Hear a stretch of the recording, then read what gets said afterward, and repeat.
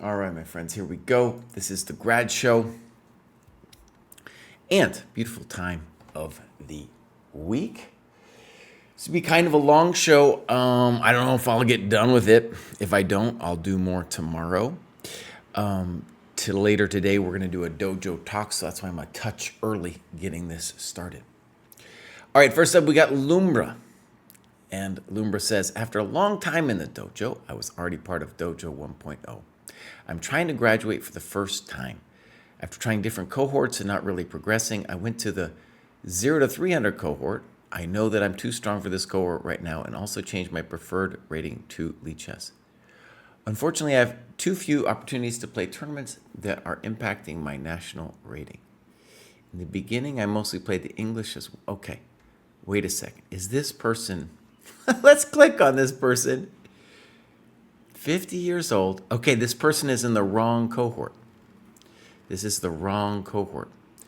So, let's go back what he's saying.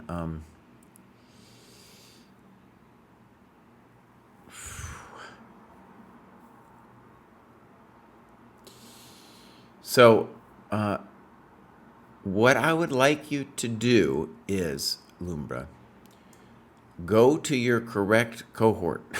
Okay? Now, at this moment, it would be the 500 to 600 cohort because that's what you have as Lichess as your preferred rating. Okay? And the other thing I want to give just a quick shout to is forget the openings for a while. Trust the dojo. It's not time for the openings yet. All right, let's move on. This Squish FC. Let's see what Squish says or does. We're going to give him a follow. Got up to 436. Hasn't done much and is a pretty new member. A lot of times new members, just being next to the dojo, they'll get some progress. But he hasn't done much. Let's go see. No clubs, no games. So Squish, tell us a little bit about yourself. Put some games up. Do some work. Good. Welcome to the dojo. Now we got Dark Knight Philosopher, who has done quite a bit of work. Let's give him a follow. Joined middle of last month, and as you can see, has a glorious heat map going on here. So, philosophy and theology. Oh, this dude's interesting. All right. So, 407, looking good. Clubs, Toledo. Okay. So, I would love to know more about the philosophy and theology he's involved with. So, as you can see, he's done quite a bit of work.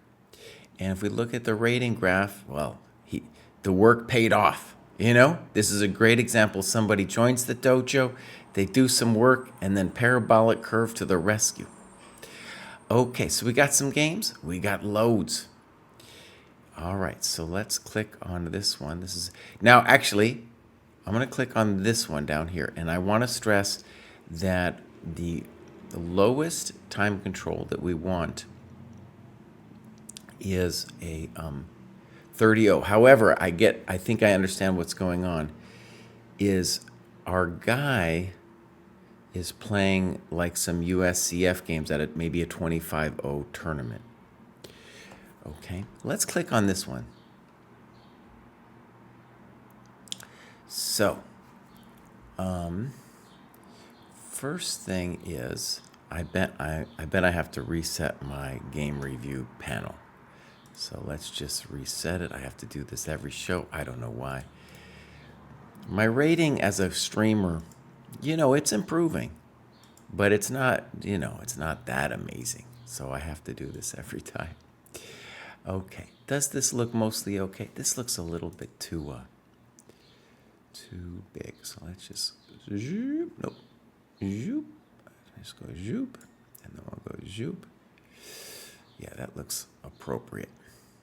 Okay, good.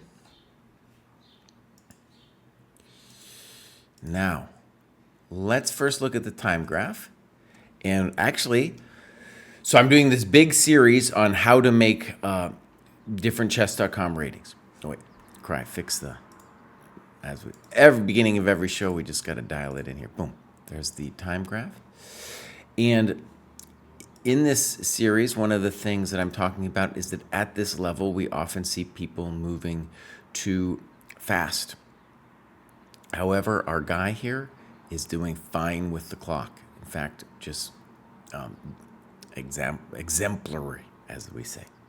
Okay, so that looks good. We'll go back here. All right, so, and now E5, and he says standard theory for Jubava. Well, no. The guy, at this point, dude has to play either bishop D6 or knight A6. Definitely not E5. You said thank you very much. E5, we should put as a question mark. Good. Good. Good. Good. Okay. Okay. Fine. A little weird because he's got bishop G6, but you're doing fine. You're setting yourself up with that bishop G6 stuff. Okay. Okay, poor move. One of the main reasons why this is poor, or is there's probably a tactical problem, but the tactical problem is going to arise when you aren't developing and opening your position, right? So what would we like to do? Either castles or move the bishop back, because the knight doesn't actually do anything except hit our bishop. What brand of espresso maker? I use a pour over, and I got this amazing for Christmas. I got this amazing foamer thing, dude. So that's been my new little toy. Okay, so E4, standard mistake. Bishop G6 looks very annoying. Queen E2, and things have gone bad, right? Things have gone bad. Boom, that looks annoying. Knight H2 and maybe E3 now. No, he doesn't do it. Queen A4. Okay, so here he had several good moves. He could have played knight E5. He could think about E3. Knight E5 is the easiest one to do. So something to stress is, at this level, it's not going to be the openings. Nothing of that. It's, are you hanging stuff? So for example, black should take this. It's a free pawn. Just take it. And what I call that in this series I'm doing, as I say, it's like having a grip on the board. Right? Which pieces attack which squares? So that doesn't make any sense. Here, probably knight E3 to block this bishop from opening itself up here. E3 looks dangerous. He misses it. E3 looks dangerous. Knight E5 is the end of the world. Boom. Ah, no. And now E3. Let's just say it's maybe, but it's too fancy. It's too fancy. Just move the knight to D3. You don't need to be fancy at this point. BC1. Now knight D3 looks like a good move. He trades. What? So this is what I mean. People aren't seeing that their coconuts are hanging. So you say, thank you very much. Knight F3, terrible move. And now the knight can take. And now maybe he means to be fancy. I don't know. Honestly, I'm guessing that black did not see knight D2, queen C2. Knight E5, thank you very much. F4, thank you very much. And now queen C4 check. Good move. Now you're winning. That wasn't it. Okay, so this game, nothing to do with Jubava London or anything like that. Basic control of squares. White ends up winning the battle of that. And we'll also just note this is mate. All right? Okay. Now, one thing I want to stress is when you go through the game, the most important thing I want you to do at this level is to mark where you or your opponent are hanging coconuts, right? So for example, I'll just do one, but there were many in this game. E5, question mark, hanging a clean coconut, right? Okay, well done. We're going to mark that as reviewed. We'll continue. This is Mo. Mo, I've been looking at Mo for a while, actually, for a variety of reasons. I'm really glad to see that Mo made it, because if I remember right, no, Mo's is somebody different. Mo has just been crushing it. Now, let's just say something unfair about chess in progress. If you're young like Mo, you're probably going to see a bit faster progress. And Mo is crushing it in terms of his heat map. Look at this thing. Yeah, I started beginning of this year, graduated already numerous times. Okay? So he's doing great. Probably, I'm going to say, he's going to graduate again. Right? So, clubs. Now, Mo, can we get a can you create the Switzerland club bus? I would love to see a Switzerland club. I feel like I traveled all over Europe. I never made it to Switzerland because I was too poor at the time. I was just way too poor to even breathe the word Switzerland. You had to pay like 200 euros just breathing that word. But maybe now in my old age I could go. All right, good. So here we go, some 30-0 games. Beautiful. Let's take a look at this one. So let's see a time graph. Oh, this is a good one. Bang. Take a look at this time graph. These people are really good. Look at that. That is some really good time management, right? Yeah, so again, oftentimes in the grad show, when we're talking about especially the under 1,000 cohorts, thinking about online games, we often see people who are moving much too fast. Here we're seeing really good time usage. Okay, so let me just say the obvious. Eventually, you'll play longer games. At a 30-0 game, if it becomes competitive, it will turn into a blitz situation at the end. Doesn't matter how you use the time, right? If it's competitive, nobody's winning, it's going to turn into a mess, which we see in this game. Okay, fine. Little funky. This helped white develop a bishop. Great. Simple and strong note. Yeah, don't help him develop. So good. Little weird. Why play the knight to d2? And I'm going to guess this is an example of white doing themselves a disservice by knowing the opening. So what I mean by that is generally in a London, you might get the knight to d2. Nah, what are we doing? The knight's better on c3. Fine. Little funky. Maybe it's okay, but it's a little funky because it's moving a developed piece twice. Probably we should take the thing and play knight e4. You in here. This makes me nervous. Queen a4, bishop b5 scares me. He doesn't do anything. Castles. Rook c1. Rook d8. He needs to take your knight at some point. Queen b3. Now he doesn't. Okay. So now you play knight b4. And I want to say what queen b3 sets you up to do is to at least equalize the game with knight a5 and snipping this bad boy. Right? So knight b4 is weird. And now you're losing a coconut. Rook a8. We're going to call that passive.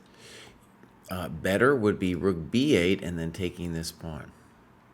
Rook a8. All right. Bishop d5, weird. It doesn't make any sense to me. Ed, okay. As you know, you could actually also do knight d5. Boom.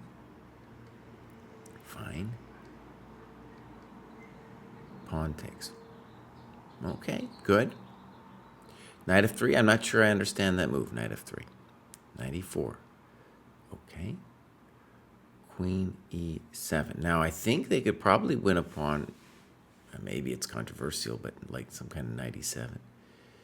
This doesn't seem right. Rook fe8 or something. Rook a e8. But now you're dropping your a pawn. Now, if I was playing this, because I'm such a boring dude, I might just trade the queens and then take the pawn. But okay. h6. Now, I would normally call that a good move, but it is setting you up to play rook a8 and win at least a pawn back with rook a8 here. Okay. Ooh, poor move. Now bishop e2. Very nice. Let's take it. Thank you very much. And now you're back in the game. Queen g6. Again, what I really want people to do is write down where you blew it. So here we're blowing it with knight e7. Yeah. Knight b3. Good move. Well, actually, let's say some obvious things. Maybe white shouldn't play rook c1. Well, that's so we're gonna say I don't know how much you saw of that, but that was clever. So clever, good, well done. Boom. Now white's still winning. That doesn't make any sense. What is it doing? Queen takes d6. That's weird. Queen takes f2. Thank you very much.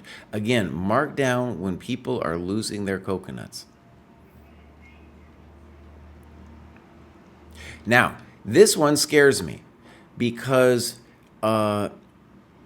you are going to have a knight against the pawns. Should the knight win? Yes, but there's no need to let him have it. Just play here and here.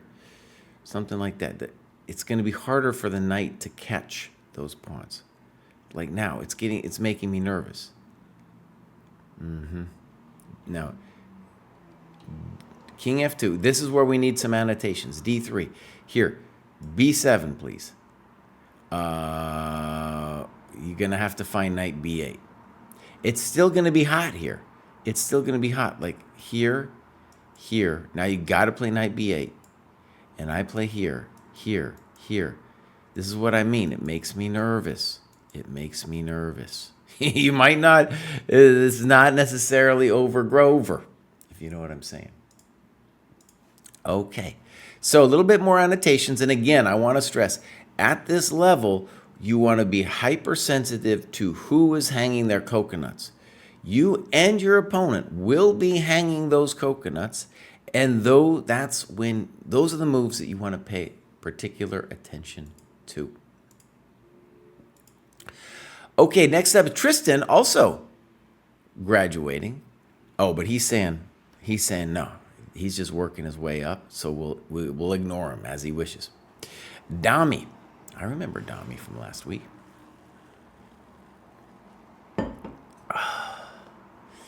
Faugra says, the Discord grad stream says this doesn't start until 1. The Twitch and YouTube channels both have it posted correctly. Okay, thank you about that. I have it on my to-do list to make sure everything's set. So I have to fix it. I also shifted. Sometimes I've been doing all of the grads like in one day, and there was a time where I was doing 2 days in a row. So I have to get it a little bit more dialed in, and I apologize for that. So here we go. Dami says, and I said at the beginning of the stream, but I want to say it again. I started a little early. I usually have been starting at 12, but I started early because we're going to do a dojo talks a little later, and those boys need me to be available. Dami says, another week and another graduation. It's actually amazing how much of a difference following the training plan has made in how I approach each game. I now spend time to make sure I have a solid reason for each move I make that is not reliant on my opponent playing a certain move. I'm also trying to see what my opponent's moves are trying to achieve and shutting down their plans. All of this combined has led to some rapid improvement, and I'm excited to see just how high I can go. Great! I remember Dami from last week. So, as you can see, flying through the dojo here, just flying. He's just started, and now he's just crushing it. We might see him graduate again next week. Let's see if we got some clubs. Dami, tell us where you are. Join a club. Games. So, this one's fairly recent. 30-0 makes a lot of sense.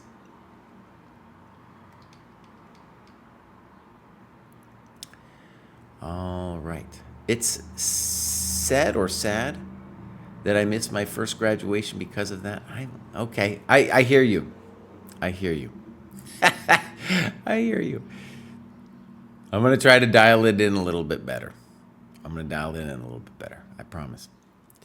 So here's Dami. Let's see what we got with the clock. Time graph. Now, Dami is moving too fast. Okay?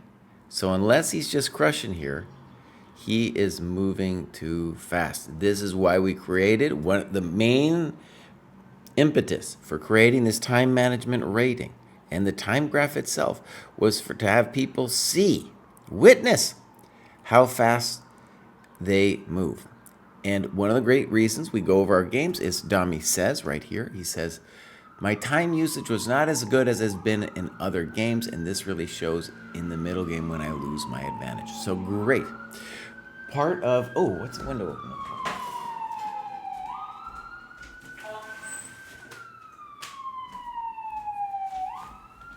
One of the main points of reviewing our games is simply to become aware of this kind of mistake when we do it. There's a jump move right there. Good. Fine. Fine. Fine. Fine. Fine. H3, I don't know. Knight A5, okay. We'll go take his thing. You're playing good chess so far. G5, bishop G3, and now a spicy move, D5. Now, one of the things we want to say is pawn moves are not developing moves, okay? And maybe we can do this, but it is definitely spicy. And the reason we wouldn't necessarily be inclined to do this move is both of these pieces are all jammed up at the moment. They're not going anywhere. But the second we play D5, they at least have a target to work with, right? So the default move could be bishop E6. All right, he takes. Boom, boom, and now B6, which I don't like, mostly on the principle of development. Now, if this thing with D5 is going to work, we need to find a way, maybe we can't, but find a way to pressure this knight and then the pawn behind it with maybe a queen E7 or something like that. B6, I guess I get what you're doing. You're trying to get fancy with the bishop B7. Okay. Rook D1 looks good. Queen E8. Fancy. Queen D3. I don't know. I don't know about no queen D3. So, bishop B7, F3. Okay. And now snip. Here I played rook D8. I can see, analyzing the game now, that I had a double attack I should have played. Namely knight H5. Winning the game, by the way. Now, why are we winning so early? Because your opponent wasn't developing their coconuts, right? And one of the interesting things about you sacking the pawn, whether it was right or wrong, is you kind of encouraged him to bitterly hold on to that coconut, right? To go bitterly hold on to that coconut. And, Lumbra in the chat. No, I didn't cover you, buddy, because you were in the wrong cohort. That's right. So Lumbra, I'm sorry about that, but no, you got to be in the right cohort. Okay. So you are winning because they were hanging on to their pawn, not giving it back as they probably should have. And now all their coconuts are hanging with a move like knight H5. One thing to really see here is that with rook D8, you are probably missing the queen takes D8 trick. Okay, I'm guessing you just saw it and you impulsively played it. And this is exactly what we're talking about when we talk about slowing down.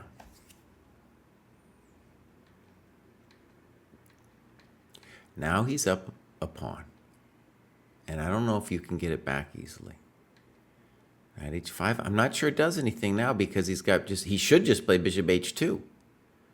But he does not. And you said, give me that bishop. And now you said bishop A6. I thought that's a good move. I like that move a lot. H4, maybe. Notice he's got a simple problem where he has to develop his rook, and H4 is a way to do that. GH4, probably not, though it's not super easy to know what you should be doing here. My own 2 cents would be check to the knight. Let's imagine for a second knight e3, and then we say check to the knight, and then maybe g4. It's getting hot, but I want to open the position for the bishops. This one, now his rook's going to talk to you, and now knight f5 is going to win a coconut. He finds it. And now knight h6 is the easy one. He plays this, and now does that. Okay. Now, so notice the knight's a little bit discoordinated. He should play knight f5 here. You took. Oh, no. Oh, no. And so let's say the obvious. On king f6 here, you spent 10 seconds, right? 10 seconds were spent. Okay, so that is what we want to say as a typical, we want to use this game as a typical example of somebody moving too fast. And it's hard. It is hard to slow down. We've talked a lot about it. I've done videos about this. But it is the thing holding your chess back right now. And most of the people, not the thing, it's one of the main things that's holding you back right now. Okay, so let's continue. And now we have Shane. I didn't do as good a job of completing my task for this cohort as the last one. I've been doing some chessable courses and playing and analyzing some combination of rapid and classical. Played in an OTB recently, so hopefully can review one of those for graduation. Okay, great. Now, Shane, with chessable courses, I hope you're not doing openings. I hope not.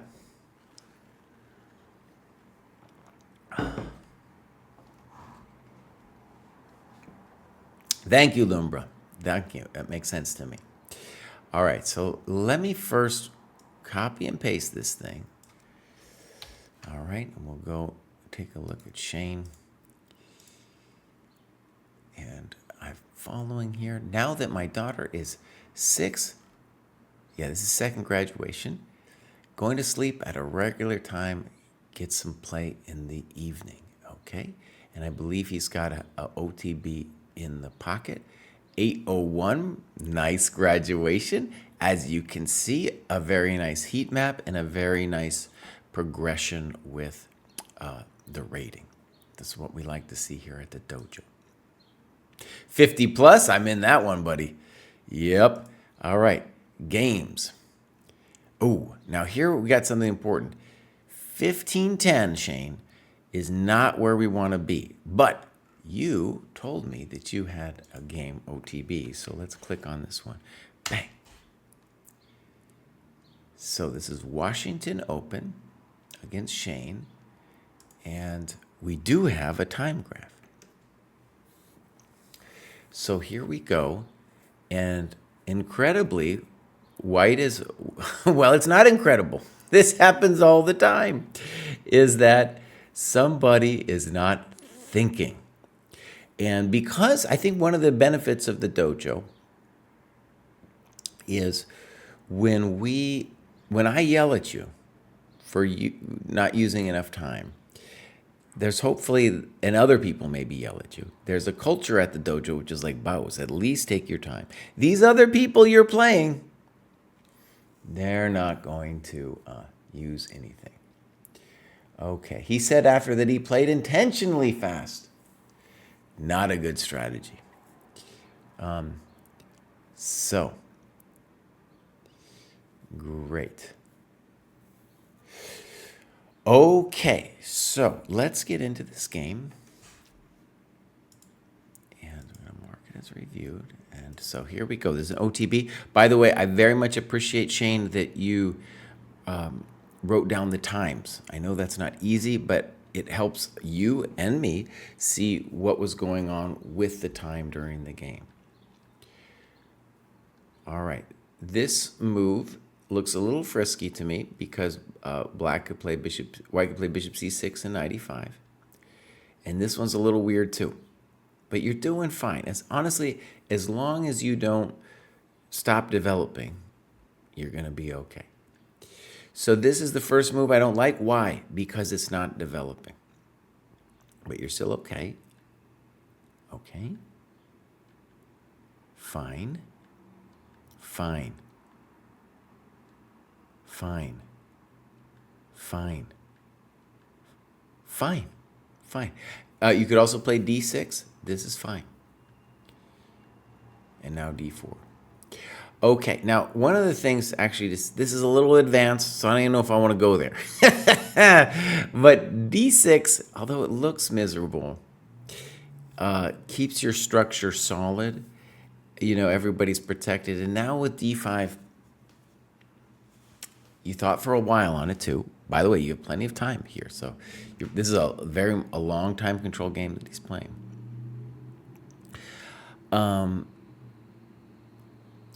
If he can force you to play d4, as you do here, and it's honestly not easy for you to not play it. I kind of think you might need to play something like knight d7 just to keep that tension in the center.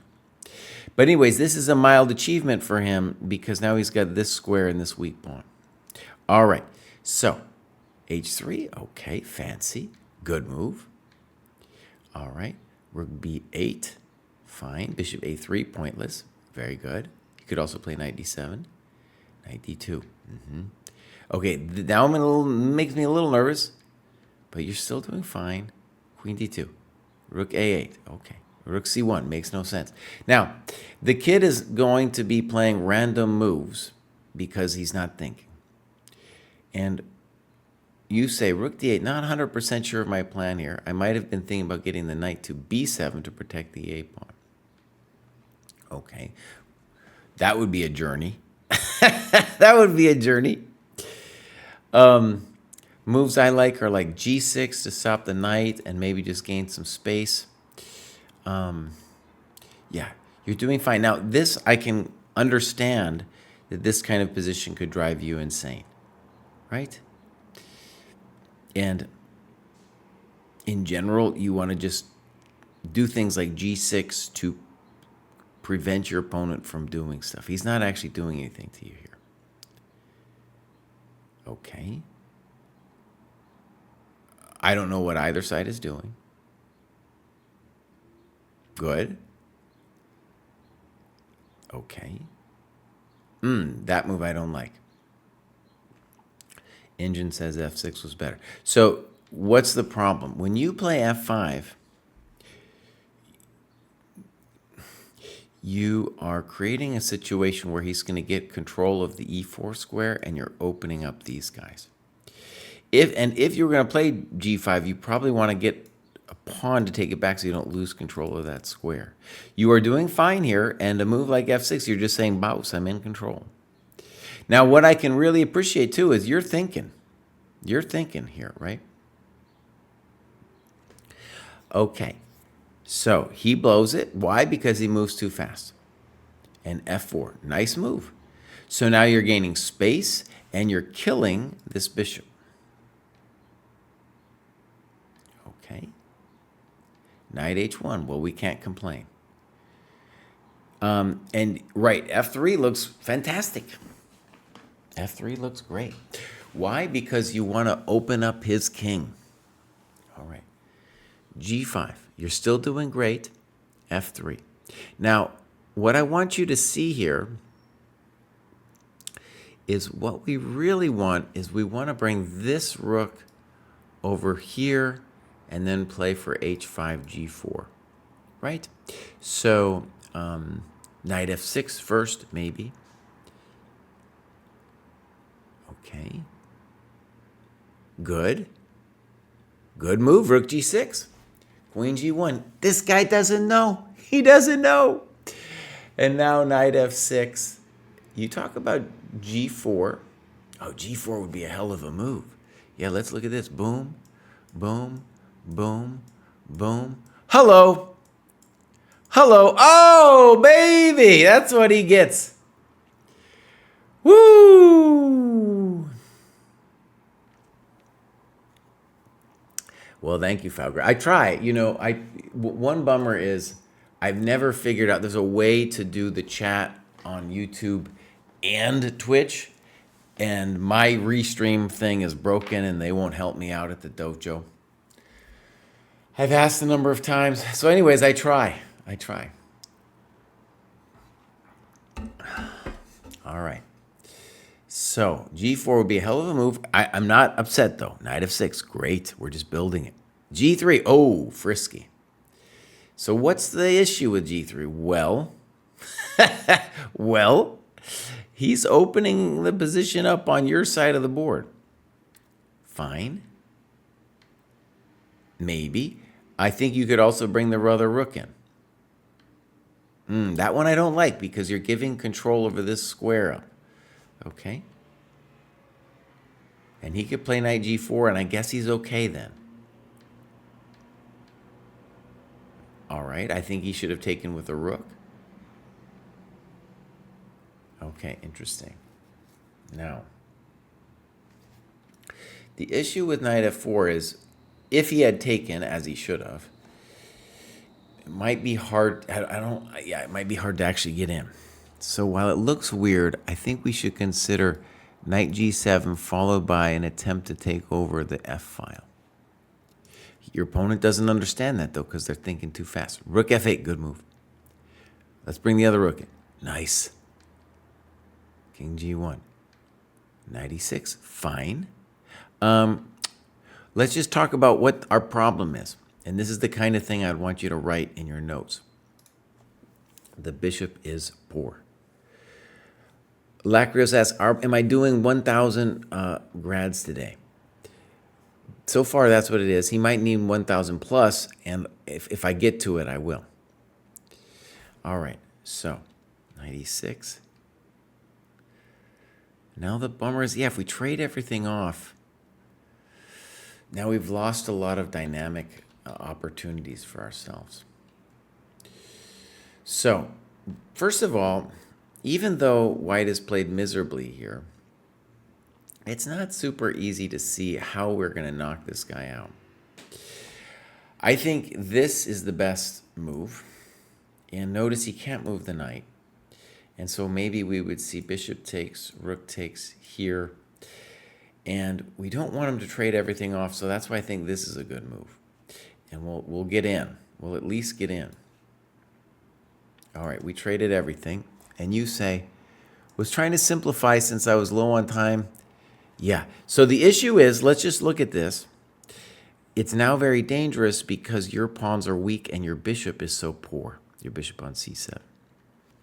I don't understand king g1. Knight e2 check. So, by the way, what's the simple thing for him to do? Knight b2. If the knight comes, he takes, puts this knight here. Good winning chances.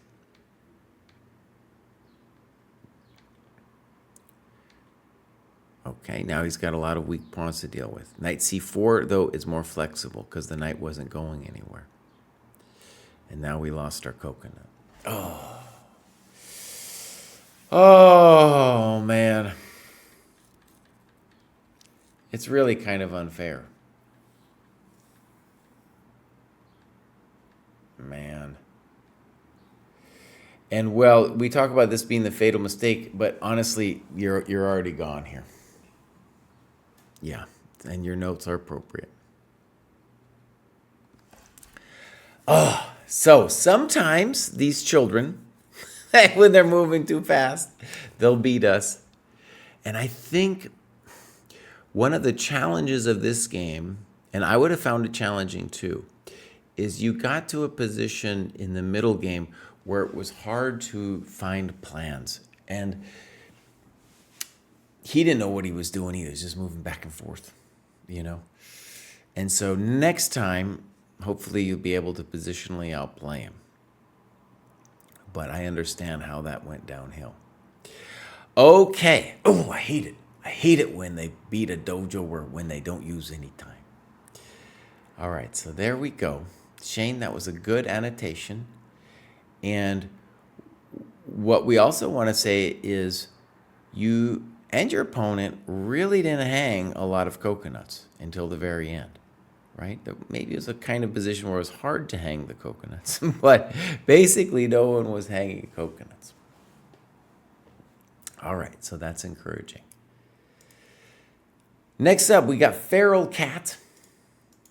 Feral Cat says, climbing again as I try to find my level in classical games on Lichess. Still provisional there, but even if I level back down to 700 classical, that's still a couple cohorts above where I am now. 1700, excuse me. So moving up again. Again, super happy with materials the dojo provides and the support and help from the community on Discord. If I get a bit more confident about what my Lichess classical rating will stabilize at, I'll search out a training and sparring partner and get active that way. So, and then he wants to take out partially human. We do want to see, is Feral Cat in the right cohort? No, Feral Cat. We're going to give Feral Cat a follow. No, Feral Cat, you're in the wrong cohort. You're either in the, 1500 or 1400 cohort, right? And you got a huge tactics rating. So, Feral Cat, I would love to look at a game, but we want to keep the people, we want to do people in the right cohort. Okay, here we go. Next up, we have Atagavi. Feral Cat is in the chat. And I get it. You're stronger than that cohort, though, Feral Cat. Come on now. It's obvious to me. All right, Atagavi here.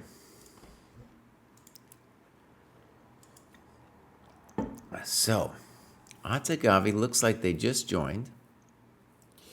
And no, they did not just join. I said that because their heat map was empty. No, they've been here for a while. Made 931. Haven't done any work. Let's see what's going on. Clubs, nothing. Games, nothing. So, Atagavi, buddy, you've been with us for a while. You made this graduation. Now it's time. It's time. It's time to do the stuff. Put in the game. Do some activities. All right. There's Atagavi. Now we have Borman. And Borman, I haven't heard from him in a while, but I definitely remember the name as somebody who's graduated numerous times. Yeah, look at that. So here is his graduation. And when was the last time he graduated? It's been a while. Yeah. So actually, looking at this, it's interesting where, you join the dojo, you start working. He got 2 graduations, and then it took a little longer to get the next one, And I expect he'll continue. Honestly, he could graduate again. He's at 1006. But it took him a while, and he's doing great. And I think it's just inspirational. Right. Okay. So, the rating suggests that he is going to be going up again fairly soon, honestly.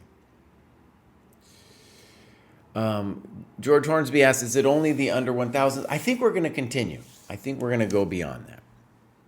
And again, I apologize. I got to get the times and things set up better. All right, loads of clubs. Let's go Philly. FIDE Online Arena. Oh, I didn't even know about the FIDE Online Arena. Okay, so looking good. All right.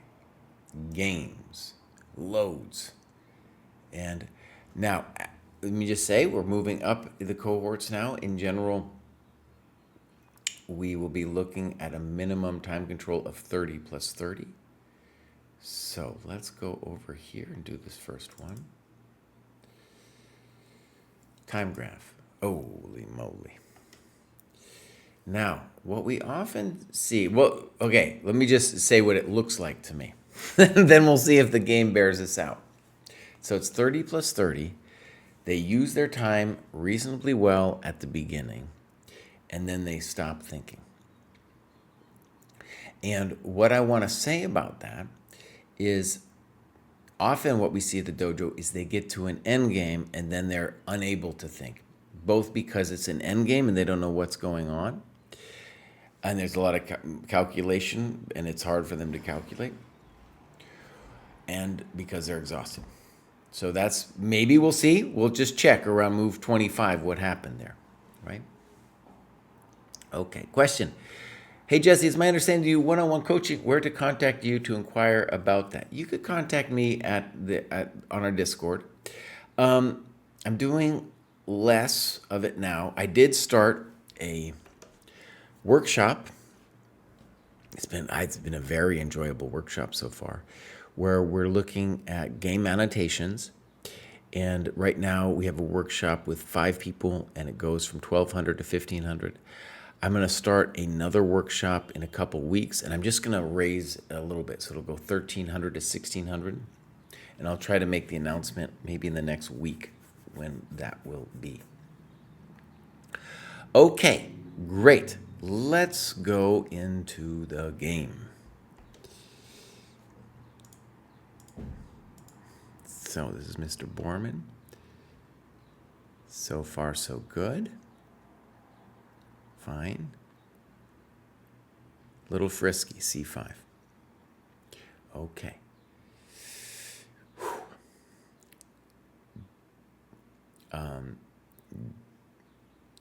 I think this is too much for black to do this. So DC5 here, and now we have a critical moment where you mentioned Queen A4. At the bare minimum, that's a reason for black not to play this way. Okay, E3. Okay, E3 can't be wrong. Now, I would be a little nervous about knight e4, but I'm going to go ahead and say I think you're completely fine after that, for a variety of reasons. Queen c5, b3. I hate this move. All right, this is very important to understand, Mr. Borman, why I despise this move so much. Why I despise it so much. It's not a developing move, and it's dramatically weakening your dark squares. I think it probably loses, probably just loses. Okay, and you thought for 4 minutes on it. Now, one thing, first of all, I understand you're worried about DC4. I get it. If you're worried about DC4, the lame-o way of dealing with it is to play Queen D4. However, let's just say you play Bishop E2 or something. First of all, it costs him a tempo to take it, so we could sack the pawn, but also we could also be a lame-o and just check and recapture. Okay, you are ahead in development in this position. I would say you're a little bit better. Also, another simple option is just to take this thing. Give him ye old Isolani. That's probably objectively the best move. Okay, but not B3. This is the kind of thing where I really want to stress. Well, let me tell you about this series I'm doing. Okay, I'm doing this series, How to Make 500. Chess.com, 600, 700. And basically, as we come up these cohorts, people will start hanging their pieces less and less, right? At the level we're at here, we're still going to be hanging some pieces. But what will most often happen is people will be giving away tempi. Now, they've been giving up tempi in the lower cohorts too, but at those cohorts, they're not able to take advantage of tempi. Okay, here, it's going to start. You're going to start getting to a cohort where it's going to get a little frisky. Okay, so Queen A5, Queen D2, and now Black impulsively plays Bishop B4. Terrible move. Knight E4, as you say, and Bishop B4. Why do they do it? Because they're just like, oh, that has to be good. And you make a very good move here. Boom. Boom. And now you say CD5, ED5, and you say the game seemed equal until this point. There are a bunch of weaknesses in black's pawn structure. Right, as long as you don't lose your knight, then I'm going to agree with you. Check to the miserable king. Maybe not correct. I think king e7 would just get out of the way. All right, snip, snap. You help develop his pieces. Castles. Now is rook c8 killing us? Boom. Queen d5. And you say tactics galore here. Bishop c3, though, what are we doing? You got queen a5, you're saying, huh? And then ba5, rook c2. And you're saying you're going to live through this. Now, did you see all this, dude? This is where it gets weird for me. Did you see it? Let me stress here, the reason this all starts happening is because you're the one who creates the development for black to put the rook on the c file in the first place, right? He's got a ways to go before he actually can do it to you. So if you just develop and castle, I don't think he's fast enough. High quad XE. All right, so here we go. Castles. This is a very fancy tactics. Very fancy. And now rook, very fancy. Now, again, it's a little bit suspicious that we had to rely on this. But I guess it's working. That isn't it. Check. Thank you. Game over. Good. Oh, okay. So here was where I was like, they're moving way too fast. Okay.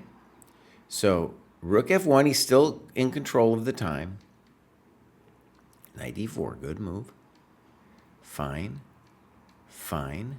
ed4 is also good. h4. Okay. Now we're moving definitely way too fast. What do we have here? We have a situation where you should be winning, but it's a little hot. It's a little hot. Now, if we go back a second, you're still using your time correctly. Whose king? Whose king is more in danger? His king. So ed4 is technically better. And you're doing fine here, but you can see there's reason to be a little bit nervous. h4. He plays knight takes d4. I get it. h5. And now knight f5. Let's just say a5 or b5 should come to mind. Knight f5 was terrible. Good. Okay. Notice how he killed his knight.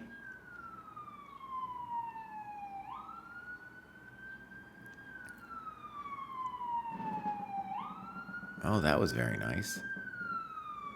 Now he plays a2.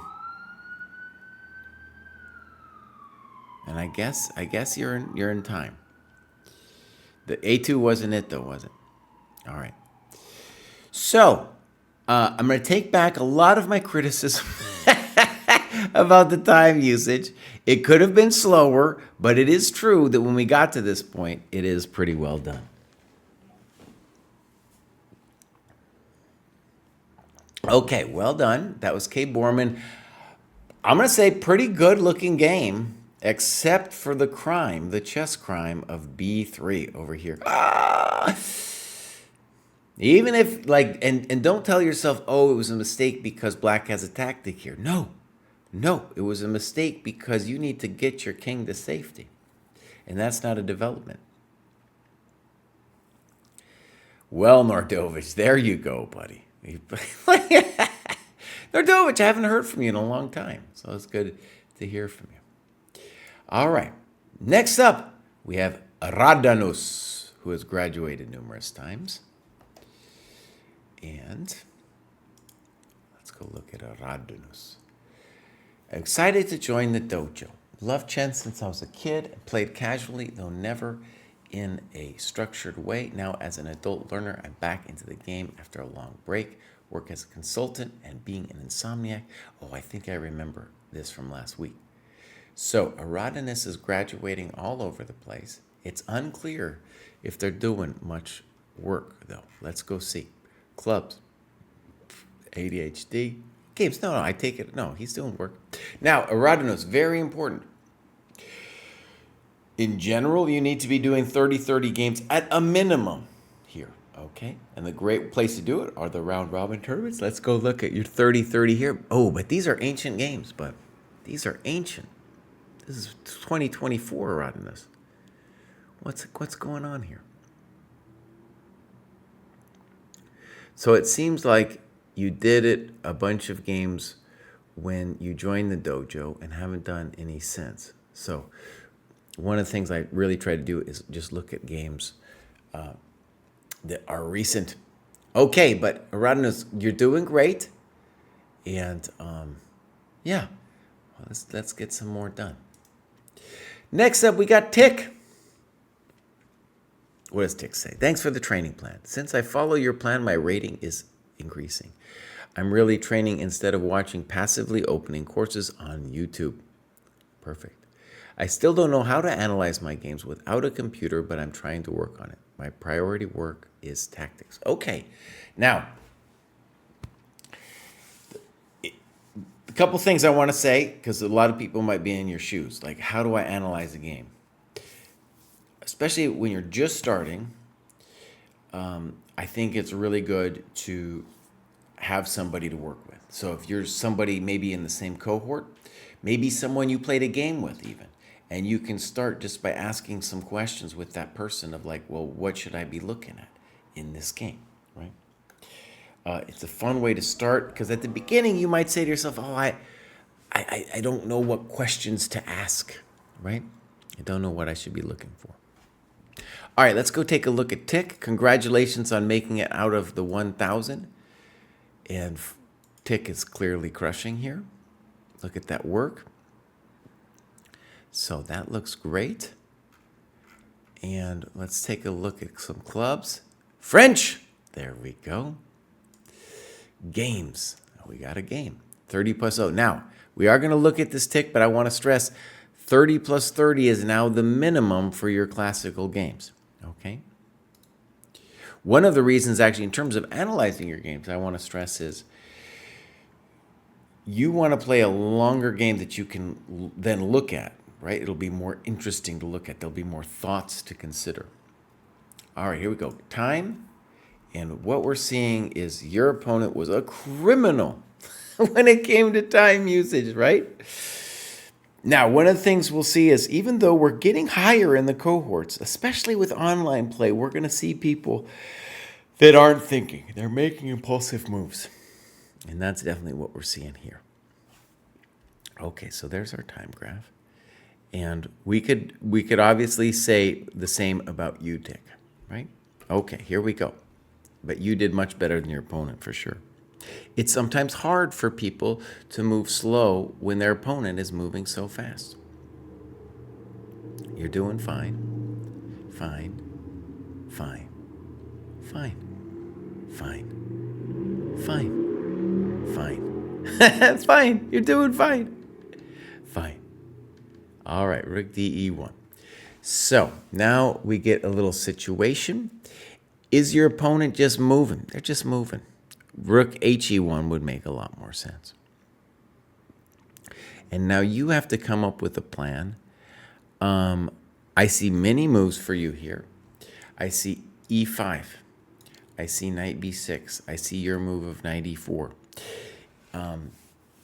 Yeah, so you're doing fine.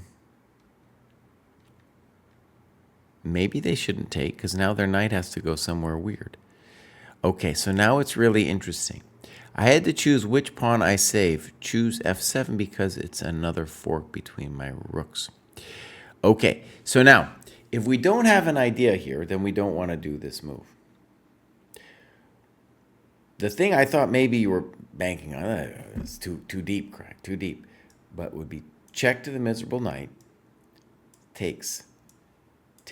Now, we've got a mate threat. Is it significant? I don't know. I just know it's a little hectic here.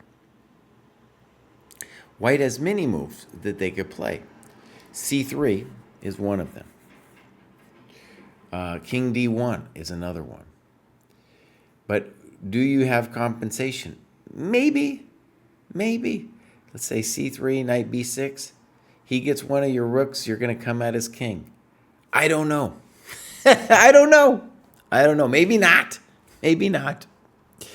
So we got to say that you probably miss knight g5 here, right? Because we don't want to give him the pawn. Knight e4, knight b6, queen a5, okay? Rook h5. Attack the queen, but I forget my pawn. So basically, he's pawning you. He's pawning you. All right, here we go. Queen c7, knight c5. You're kind of doing a random attack on him here. All right, so now we got the endgame.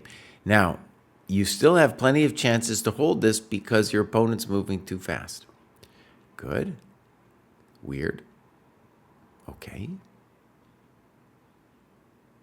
That looks a little suspicious. Okay.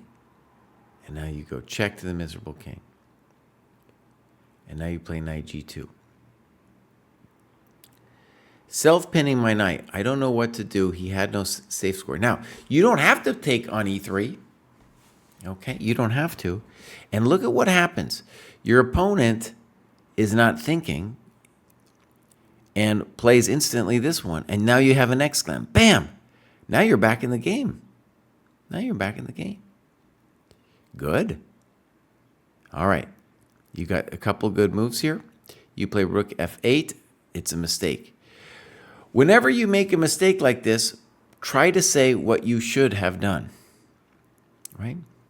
Now, what we will say is this rook f3 was surprisingly annoying. It's surprisingly annoying.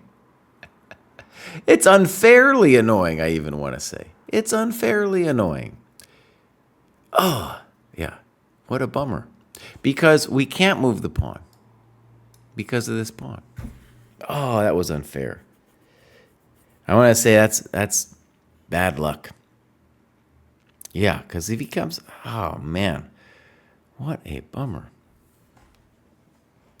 So we want to say what you should have done, and I don't know.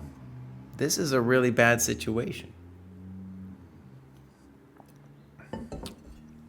Oh, it's unfair. It's very unfair.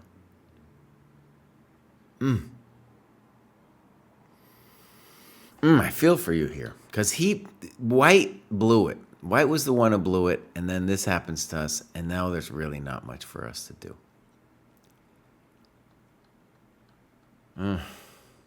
Yeah, he doesn't need to be a genius, unfortunately, anymore. Oh! Okay, Tick, I want to say the obvious. It's sad when a dojoer loses a game against a chump who's not thinking, right? It sometimes is going to happen. You can improve your thinking, and I think, I just mean time management. And where it really cost you, the obvious ones to look at was you missed this move. So knight e4 was poor because you missed that move. And we want to mark it down as such on the score sheet. Then the other really obvious one is you got to protect your pawns. Okay? And here, rook h5, you played that in 17 seconds. So that's what I'm talking about, right? Right there. That's how your game is going to be destroyed. Now, truth is, it's still kind of rough here, you know. And even here, like, knight b6 is probably a mistake, and we should be playing knight f6. Because he's getting lucky again, because in this position he can say check and, you know, take our coconut. Yeah, unfortunately, tactics and winless. Tactics and winless? Anyways, yeah. Rook d4 didn't work. I was thinking about that too. Okay. So, Tick, we're going to see you again soon. You're doing pretty good. Let's try to get... Not a bad annotation, by the way. Not a bad annotation. And again, hopefully some longer games. All right, next up we got Mixu. Mixu doesn't say anything. Let's see what's going on. Mixu has joined last year. We're going to give him a follow. They're now 11:45, and you can see recently committed themselves to doing some good work over here. All right. Clubs. No clubs. We got some games. And notice, Mixu is correctly doing some longer games over here. Oh, no, but then didn't annotate them. Let's go back and see if we got another one. Oh, Mixu.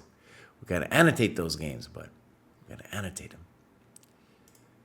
All right. So, Mixu, you know what to do. You know what to do. Next up, we have Blood Flow Master. That's a nice, evocative name. I started playing chess online in 21 at the age of 48 and OTB in 23. Joined the Dojo Training Program in 24. It made a huge difference in my chess. I chose my English Federation rating as my preferred one, although it put me at the lowest cohort compared to my FIDE and Lichess. I think that's great because most of those games that you're playing will be ECF rating, as you say. In March 25, I lost some games. These losses, together with some of Kraai's videos and books, such as Deep Work and The Mind Illuminated, amazing, led to a sudden breakthrough in my understanding of the mental aspects of chess, which helped my rating increase steeply. Beautiful. Thank you, David, Kostya, and Jesse, for your help, your contribution to chess in general, and for keeping me company with your videos when I'm at the gym. Okay. Nice.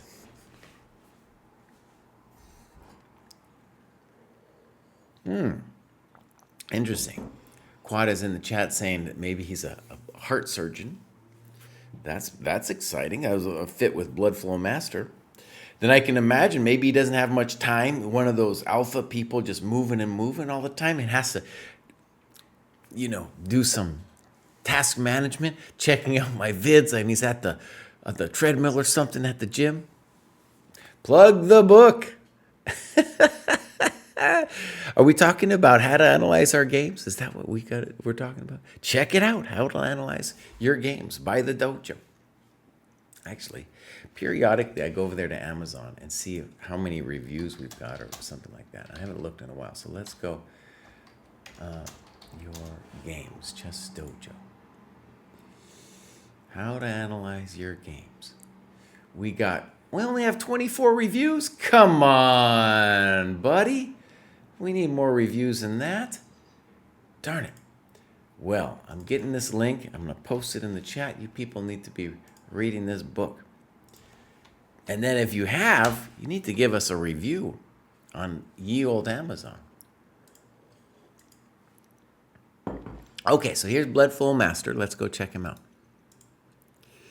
Maybe he'll rewatch this at the gym someday. Born in my birth year. Look at this. And he's been at it, dude. Look at this. Blood Flow Master, October. Look at this. This is a committed man here. ECF, crushing it over here, 11-17. Really nice to see. Staircase development over there. Yeah. Okay. He's playing a lot of classical games. Look at that. Okay, this is looking great. Tactics rating, it was a little bit all over the place. So maybe something's going on there. Clubs, 50 plus. Lifting heavy things. Nice. I'm in those ones. Games. All right. This will be fun. Dr. Otakon is in the dojo. Maybe this was a dojo game. The second one also looks interesting. That was a OTB game. Let's do Dr. Otakon. So, give this a click. And let's see do we have times? We do. We want to say that both players use their time well. This is Dojo Open Classical. And he's playing a lower rated opponent, though a famous one. This guy's have been, no chump. All right, we're going to go game review. So here we go. So far, so good.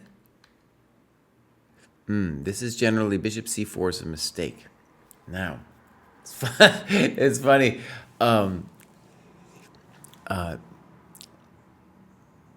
Gukesh played this setup without f4 and got a bad position against Erigaisi. Here, what should be stressed, it's even worse now for white if black finds knight takes e4. And the reason is that this pawn is really only good if he's a dynamic person. But if he loses his friend, he's going to have no control. So all our pieces are great, and this is a good trick to know.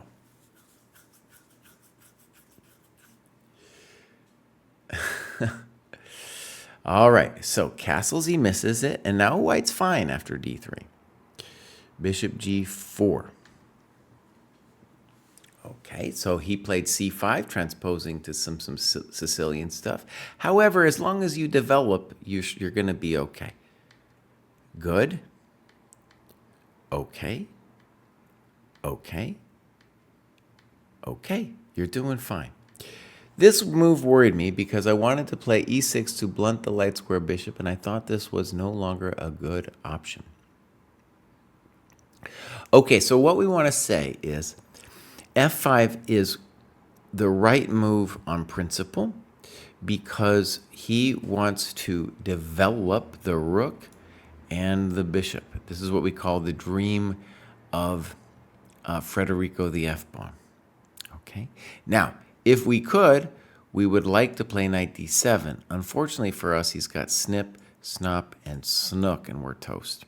So we cannot do that. We would like to play knight d7 because we would like to get the knight to e5. All right, rook b8, I'm with you. Maybe, I'd call it premature to take. There's no rush.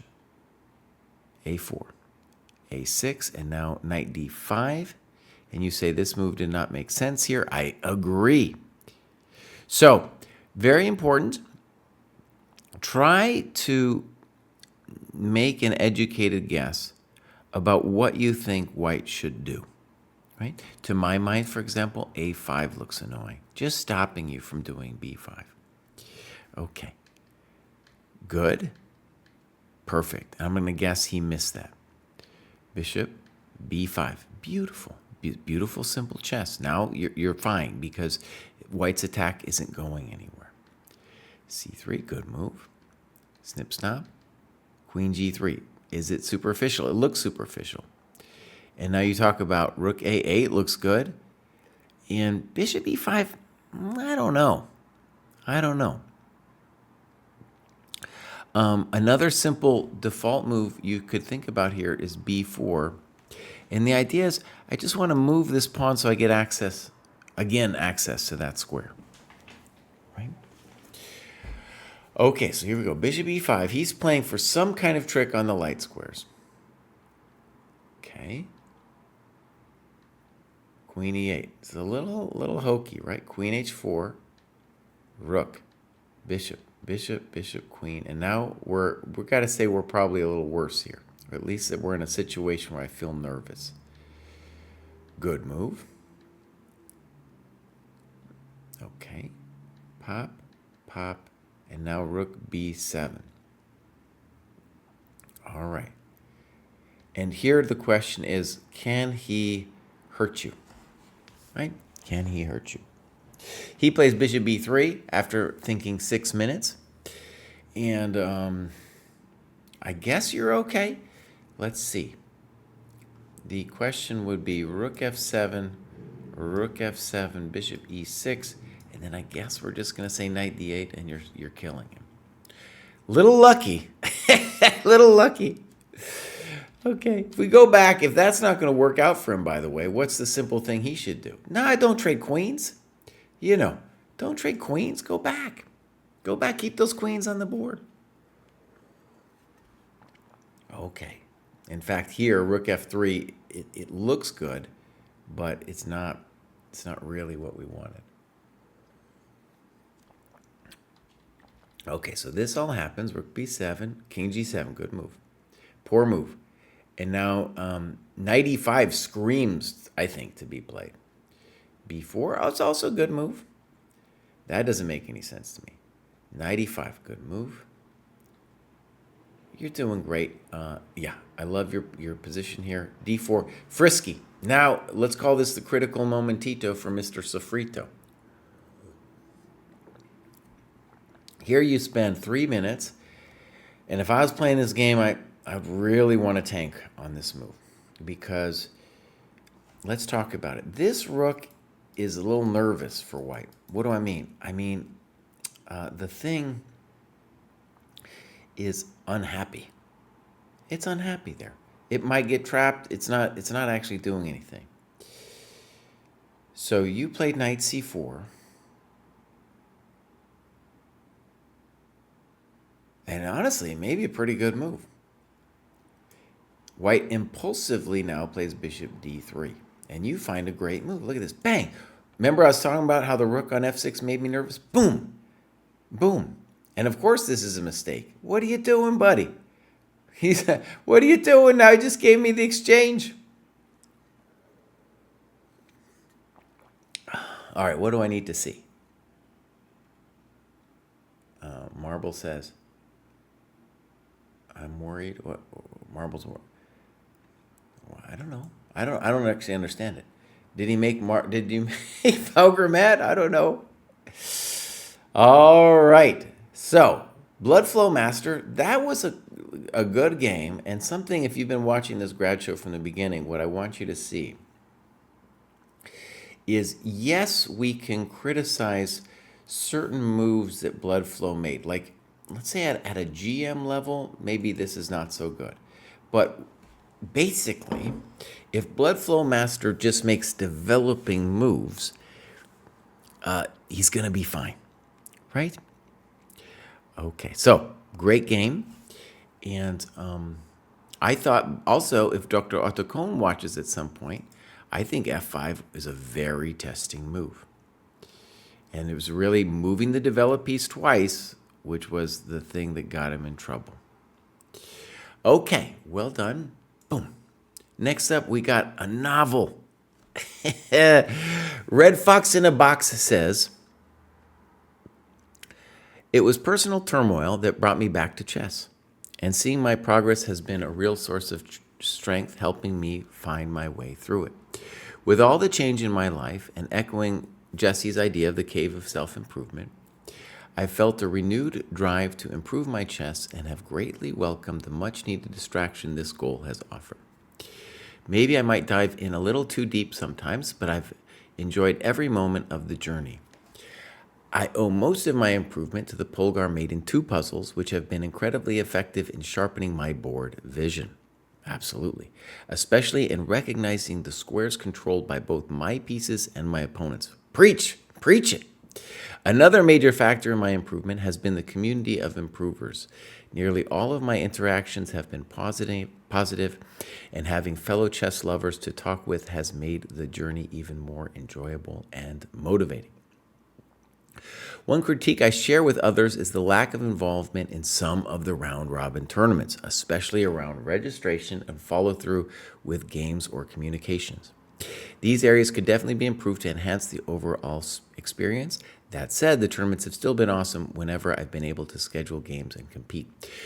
Okay, before I read the rest of that, I want to say 100% agree. And basically, some of the round robins have had a situation where you have these people who signed up and then just are absent. And then it kills the round robin. Basically, I also, as someone who's played in some round robins, there's kind of an understanding that if you sign up for a round robin and then don't play, your name is mud, buddy. You better have a really good excuse. But we have so many people who have done it, and we've created a system of punishments. A lot of people are saying these punishments need to be more. I'm going to bring that up in the next dojo meeting on Friday. And we're trying to make it a little easier for people to communicate. So, for example, another thing we're going to try to do is the second the round robin starts, there'll be like a Discord channel where everybody's on the same thread. I guess we should call it a Discord thread, where everybody's just immediately, boom, in the same thread. People can say, hey, my name's Joe. Here's some times I'm available. Boop, boop, boop.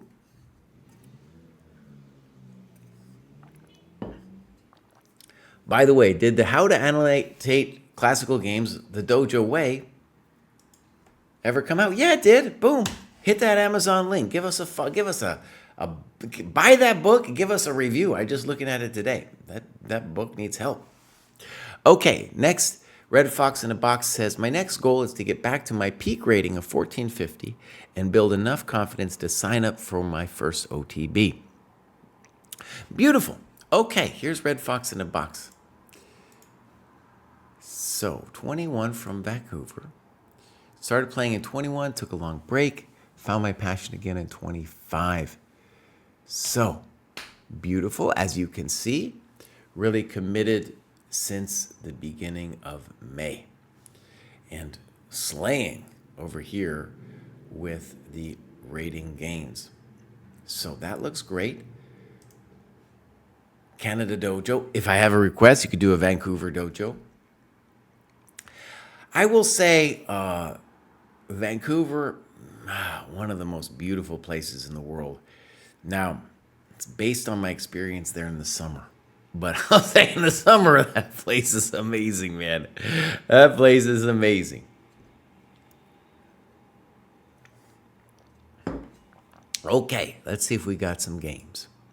Yeah, dude, if I was gonna move somewhere, if I had to, if I could move anywhere, Vancouver be on the short list. I think it's so popular in Canada, though, that it's, everybody wants to move there. Okay, so first we got a time graph. We do. And we can see that they didn't do terribly. Red Fox in a Box, maybe you moved a little too fast. Third game is many days. Okay. So, I would say I was rushing my attack and trying to force things when the position didn't call for it. Okay. So, let's get into it.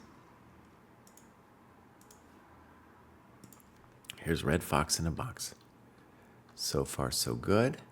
It's funny, the way openings work. I've been playing the French for decades, and it's really only in the last 5 years that people have started taking on d5, and it's all because Magnus did it a couple times.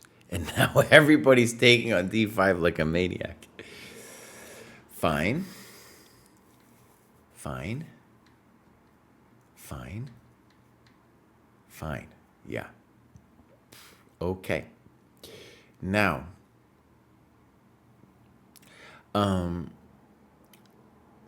one thing that's really fascinating about this position from the white perspective is white needs to understand that it's really going to be an attack on both sides situation. And the point of c3 is not just to defend the pawn, but to get the party started. He must get the party started, like c3, knight d2, b4, knight b3. Black is going to go at it, like these green arrows suggest as well. Okay, so now castles. I want to stress, if you had slowed down, I think you would find it. Knight takes d4 looks even stronger than bishop takes f3. All right, so now we're back to more normal circumstances. And he talks about king b8. I love your f6 move. And one of the things to see about what bishop f4 mistakenly did was you want to play f6, g5 anyway. f6, by the way, works not only for the g5, h5 plan, but just a simple control over the e5 square, which is important. So what I want to say is, this is a good example of the way the bishop on f4 will work as an accelerant to our attack. I feel like a fireman when I use the word accelerant. But that's precisely who white wants to be. He wants to be a fireman and shut down black's counterplay. Because I'll tell you this, whoever is faster in this position will win. And king b8 is slow. Now he says equal. Okay. Bishop b5. I don't like it. I was a little surprised by this move as it felt like a waste of time. Great. And you talk about a4. I think also knight b3 looks interesting, intending knight c5. Good. Poor. Good. Ooh, and that can't be it. So now you think for almost 3 minutes and play h4. And yeah, bishop f5 looks amazing. Notice just the obvious. This is an unopposed bishop. It'd be a real hard thing to stop. And also, I'm going to claim, it might not be true, but even this looks devastating. Or at the bare minimum, it's going to be very hard for white not to get mated here. I think he's going to get mated. Okay, so king c7, bishop c7, we missed it. And now bishop d6. That seems a little weird to me. I don't know why we wouldn't take the pawn. Knight h2, passive. f5, good. I like in principle what you're doing. Queen g4. Oh, that's a blunder. That's a blunder. Bang, baby. Bang. Welcome to the dojo. One insight I've gained for myself is, we have people in, say, the under 1,000 cohorts doing tactics. To my mind, what is deciding those games in the under 1,000 cohorts are not tactics. They are people hanging stuff. So just a basic thing where something is attacked and then somebody doesn't see it. Tactics, I would call this one bishop h2. Let's call it like an elementary tactic. And it's obviously not that deep or anything, but that's, let's say, the kind of two-mover that we're going to start. This is going to be winning the games now that we're above 1,000. They'll still hang their pieces sometimes, but I'm just saying in general, this is what I'm noticing in terms of what decided the game. Okay, Red Fox in a Box, great story. Juicy Grain. What does Juicy Grain say? Nothing. Juicy Grain, what do you got to say? He's a chess improver. Let's give him a follow. Joined fairly recently. We got no clubs. We got no games. Oh, we got a USCF. We got some of this. So, joined fairly recently. What do we want? We want some games up there. We want, I see a heat map. Okay, my friends, I'm going to take a quick break for myself. I'll be back in a second. All right, my friends, we are back, and we are going to look at counter-transference here. Counter-transference has done a little bit of work. We're going to give him a follow. Join the dojo there, you see. Been working pretty good since he or they joined. So, 1468, though, Bows. Wrong cohort. So, get to the right cohort, man. And then we'll cover one of your games. We'll take a look at your profile, give you a chance to get some games in there. All right, next up we have Krishna. Krishna's also done a bit of work. And it's Krishna in India. He is nice. So, joined last year. I'll tell you the guerrilla marketing thing that we did. So, I did this video about Gukesh and his poor time management. I think he's going to fix it. I think, it's going to be a thing. He's 18. He's going to fix this thing. And anyways, so we were like, I should say, I was like, wait a second. We usually don't promote the videos on YouTube, but I was like, let's spend a couple dollars and promote this in India and see what happens. And bam! Oh, man. Oh, with that thing, gazillion subscribers happened, and we passed 100K on ye old YouTube. It was a huge milestone for us. So that was our guerrilla thing in India. And really, the dojo aspires to have more people from India in the program. Okay, so let's take a look. Club. Asian. Now, Krishna, if I have a request, it's that you create a Mumbai, India club. Icy asks, when is it common to stream coverage of games so we can play round-robin games during that period? Good question. I would say your best bet for that kind of thing would be David's weekend coverage. A lot of times he does Friday nights and Saturdays, and maybe you could just give him a message. So he's doing like a summer vacation in Hawaii now, but he's still going to be streaming and stuff. So I would say maybe ask him about that. Okay, so not a lot of work so far. Do we got games? We got some games. All right, these are 30-10s. Krishna, we do want to stress at this level, you should be playing longer games than this. Ooh, and these are all ancient games, Krishna. These are ancient. So I'm going to take a look at this 30-30, but in general, we want more recent games for when we go over them. We don't have a clock here. Let's just go game review. Boom. Let's see what's going on here, Krishna. So far, okay. Now, we definitely should do more notes here. Okay. Poor, not developing. That's the kind of thing we want to do some notes on. Castles, C5. Maybe, interesting. A3, interesting. Snip, snop, B4. Oh, very nice. 97, 95. Great chess. Great chess. And now you got a very powerful position here. B6. Oh, look at this. Let's bring the knight in, baby. Oh, yeah. Very sweet. Now, big momentito here. You play rook C1, and you've got several very nice looking moves. To me, the big one will be, couldn't we play B5? Because we're threatening ye old C6. That looks like a hard nut to face. Played rook C1, snip, snop. Now notice that might have looked natural because if you play DC, the pawn is hanging, but it lessens this pawn roller that you have going. You still have a beautiful position. That's just hanging a pawn. Now you took with the bishop, and you took with the knight, fine. And now you can play this, fine, fine. That wasn't it. Knight F5, you're just killing him. Look at this. Check to the miserable king.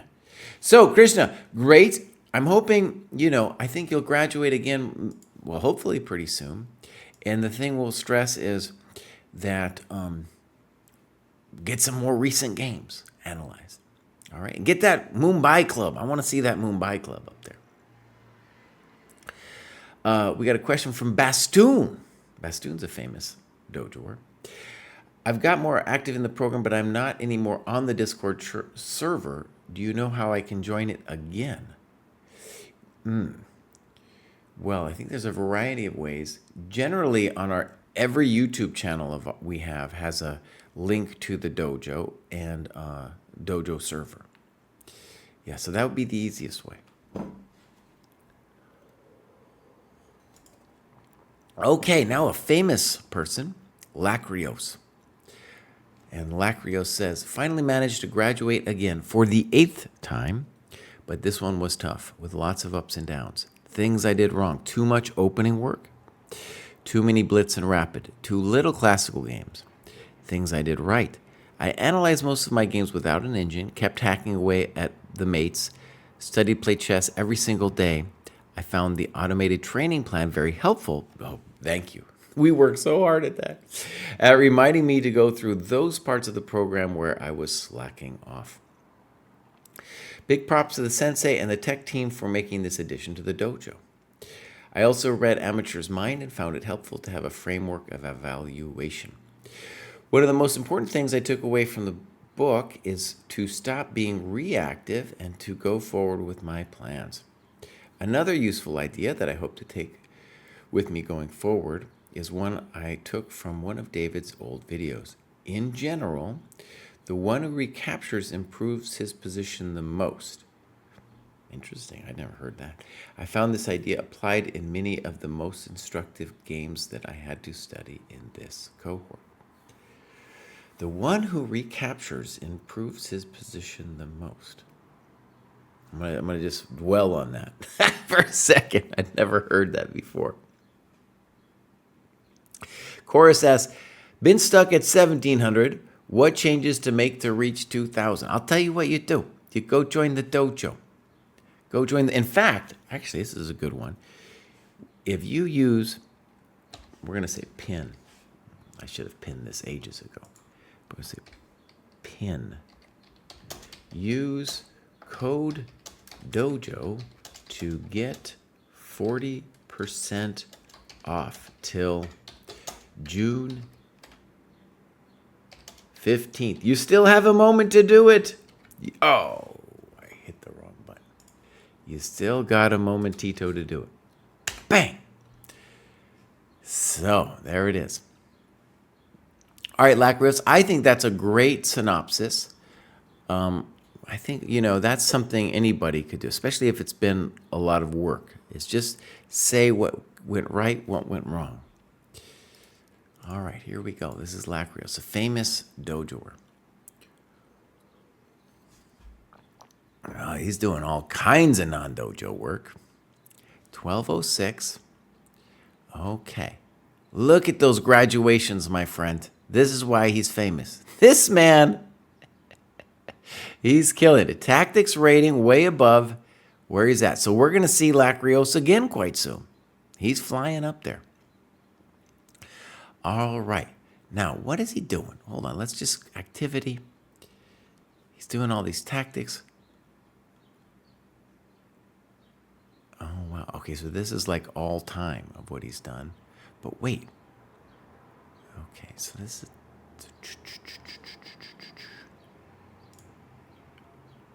Wow, look at all this stuff. Well, wait a second. Activity. Annotate games. Oh, he's playing some Blitz. Modern ideas. Okay. No, he's getting it done. Okay. So let's go take a look at one. First of all, is it bring your own pizza? 60 members. Beautiful. Games. So this is recent. Let's give it a look. And Lacros in the chat says the non-dojo stuff is mostly rapid and analysis of said rapid. All right, this is a dojo game. Competitive. All right, let's see time graph. Interesting. Yeah, looks pretty good. Now, this is a 30-second increment. Definitely seems like white stopped thinking at a certain point. We'll see what's going on there. Let's remind myself around move 22 to think about what's going on with the game. All right, here we go. Fine. Fine. Well, a little weird. This move ended up letting white move his bishop to where he wishes. Yeah. Good. Well said. Good annotation. Little funky. I get it, though, why you're doing it. He wants to stop c4. Poor. Doesn't make any sense. Good move. All right. He's really trying to force through the c4. Okay. Boom, boom. Move our knight. I wanted to keep my knight on the queen side. But look, the knight has no future on c7. It's dominated by that big old pawn. So f6 makes a little more sense to me anyways. How about c5 now? Good move. Okay, now you're doing okay. Knight e4, fancy. Knight c5, good move. Now you're up a pawn. Should at least say thank you. Boom! Now, does it work? This one took me by surprise, but it's no surprise that it did happen. Now, in general, you need a pawn here usually for this thing to work out. Okay, but let's look. Boom, boom, boom. Okay, so, yeah, he gives some variations. Is it scary? So scary, but I don't think it's working. Okay, that isn't it. Bishop e7 now, good. Now we just go back. Thank you very much. Thank you very much. Bishop b2, he's not doing nothing. He's not doing nothing. F5, I like it. rook f6 a little bit. I don't know. Like rook b8. Okay, so I want to stress you're still winning, but that was a little funky to put the rook over there.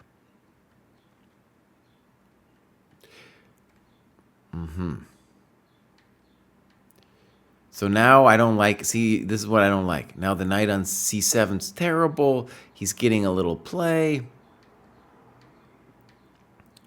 I don't understand queen f2. I don't know why he would trade off his coconuts.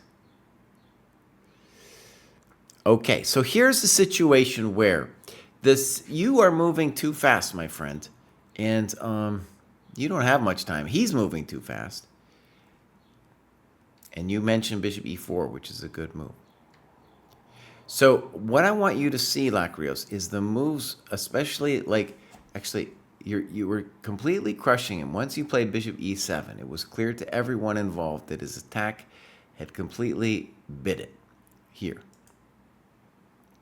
Now you talk about f5, me is fine, but bishop e7, he's not going to do anything anymore. So you're doing fine here. Bishop b2 makes no sense. So at this point, we want to knock him out. Rook b8, simple. Just tell that bishop no. We don't want him to get the bishop active by taking the pawn, right? So that's weird. Now maybe our pawn's going to fall, right? And then, oh no, he's taking our pawn. Okay, and then it's already like we lost control of this thing. All right, so let's go back to where we were, knight e8. Now we might, well, we shouldn't really be worried about losing, but things have gone bad. Okay, knight d6. Check. Did you miss it? Maybe.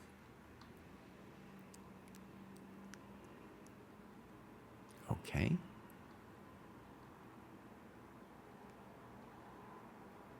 Oh, this wasn't happy. This wasn't happy. All right. So here's where they're both playing pretty fast. White's playing too fast. All right. Now he's playing so fast, maybe we could try to win this game. I don't know about that. Ooh, now that's frisky. I don't like that. In general, you should not be allowing the exchange here to go into the pawn endgame. Now we might lose this thing. All right. So it would be good to know what you felt here. Did you feel like you were winning this thing? Now, let me just tell you one thing about White's play here is, it's time to think here, bud. Oh, man, is it time to think? It's time to start doing some hectic calculations here. All right, here we go. F5. King H4.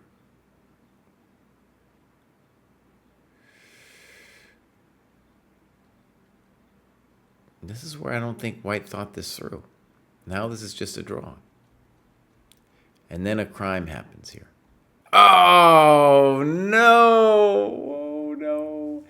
So this is one of the algorithms we have at the dojo. Something to know by heart. And yeah, you got to really know. So thank you, Dami. Okay, so one more thing. Just let's stress it here. When we play, let's say this, we never want to go into the pawn endgame if we can help it. So just, play king g6, maneuver the knight, you're going to be fine. This one, maybe you're drawing, probably, I guess, but we're pushing our luck here. This is legitimately scary. Okay, so I would analyze it more. I think you should too, to see if there's some way for White to have pushed you around a little bit here. I'm assuming there isn't, but I'm not 100%. King f3, for example. That would be my little question. Okay, So, well done. And what we're going to do real quick is we're just going to go look at Lacroix's training plan. We're going to hit endgame. And so wait, I want to hit show completed tasks. So he's done these algorithms. Let's see. Yeah, there it is. There it is. This is the algorithm where you know not to play King F8. And he says he did it. He said he did it. All right, the shame. The shame. All right, next up, we got Shallow Blue. Sorry about my layout being a little funky there. I'm following Shallow Blue already, but I guess because they graduated. They must have graduated. Yeah, they graduated a ways back. He took a break, and now Shallow Blue is back for us. Okay, 13-16. Beautiful. Clubs. Okay. Games. Ah, Shallow Blue. Buddy. Let's get some games up, bud. Let's get some games. All right. Oh, I'm running low on steam here. I think what I'm going to do is I'm going to call it a day, and I'm coming back tomorrow. And I'm going to try to be a little bit more religious about posting when I'm going to do these things and all of that. I have to get ready for the dojo talks that we got going on. And let me tell you what we got, actually. So today we're doing request from the community. Can Hans Niemann become world champion? Oh, we got things to say. There'll be some controversy today. Okay, so we're going to raid somebody.